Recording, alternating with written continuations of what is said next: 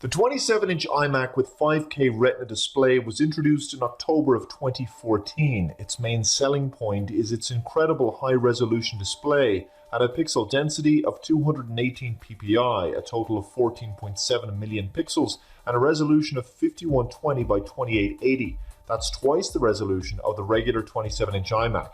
The specs of this machine feature a Core i5 processor at 3.5 GHz, 8 GB of RAM, 1 TB Fusion drive, and an AMD Radeon R9 M290X GPU with 2 GB of video memory. And I have to wonder if that's a slight bottleneck for a display of this resolution. For housekeeping purposes, let's run through the I/O and other standard features. The iMac has a front-facing FaceTime camera, 4 USB 3 ports, 2 Thunderbolt 2.0 ports, an Ethernet port, SD card slot, and an audio port for headphones or speakers.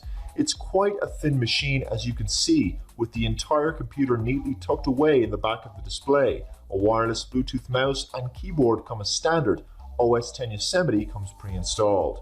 The main selling point is, of course, the display. But is it worth the €2,699 price tag?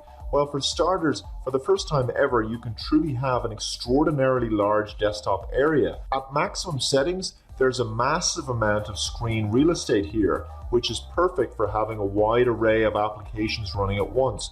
Trouble is, this can't be good for your eyes. Everything is simply way too small. This isn't practical at all. You really need to drop the settings down to something more manageable, otherwise you'll need a microscope to see everything. You see, the 5K iMac's resolution can be adjusted by the user in the System Preferences menu under Displays. You'll see 5 scaled resolutions, one for larger text, which is 1600 by 900, then 2048 by 1152, best is 2560 by 1440, which is where you're going to keep it most of the time, and that's the Retina display resolution, of course, then 2880 by 1620, and more space, which is the aforementioned max res, at a staggering 3200 by 1800. So where is this advertised 5120 by 2800 resolution? Well, the 2560 by 1440 resolution is basically pixel doubled, so it has 4 times the detail of a traditional display. The typography is amazing. Icons, HD and 4K videos and high quality images look great. Really super sharp when viewed at best settings. Basically, if you own a Retina MacBook Pro, then you know exactly what to expect from this machine's display. Web pages look great because the text is crystal clear and beautifully rendered. But how's the performance? Well, using disk speed test, it achieved a write speed of 300.6 megabits per second and a read speed of 551.4 megabits per second. That compares to my own 27-inch iMac from 2012 with a write speed of 311 megabits per second and a read speed of 425. The 2012 iMac also managed a Nova Bench score of 1,527, while this 27-inch 5K iMac achieved a score of just 659, but we have to appreciate that my 2012 iMac does have double the RAM and a much more powerful Core i7 processor. It also, and still is, a lot cheaper than the 27-inch Retina iMac. Just something to think about. This 5K iMac will meet most users' needs, be it light to moderate productivity apps, which come included in Yosemite, Pages, Numbers, and Keynote, are all free now. However, more extreme usage may not be so great. There has been numerous reports that the 5K display is a bit of a resource hog and can slow down video editing, export, and rendering times in Final Cut Pro X by 14%. Moreover, the AMD Radeon R9 runs a little too hot for my liking. Gaming performance is acceptable, although you have to be aware that not all games will run at such high resolutions, and you may need to drop the resolution of the iMac down before you fire up certain games.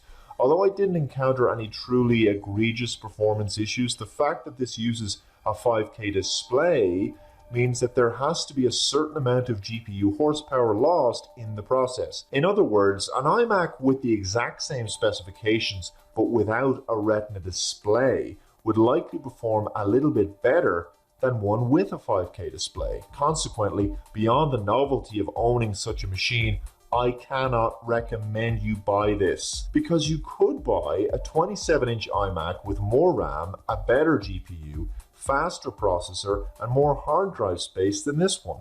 There are very few applications on the market that are designed to take advantage of such a high resolution display, at least right now. So this machine is a bit ahead of its time.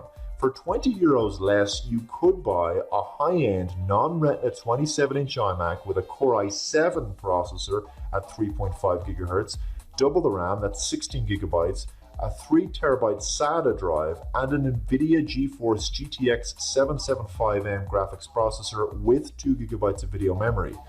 So what if it doesn't have the pixel density? It's not like you'll notice it all the time. After about 20 minutes, the novelty and effect of the Retina display kind of wears off. You stop noticing it. Are you going to be any more productive because you've got a 5K iMac? With slightly compromised performance, it could be argued you will be less productive. There's no doubt that 5K displays will be the future, and I won't deny that when you consider Dell's standalone 5K display is roughly the same price as this 5K Retina iMac, this suddenly becomes a bargain. I mean, you get a gorgeous 5K display and a Mac computer all in one for €2,699 and roughly the same price in dollars. That's fantastic, at least on paper. However, in the interests of bang for the buck and performance, if you want a 27-inch iMac that will deliver a smooth, efficient, and fully optimized user experience with no compromises, then buy a non-Retina version.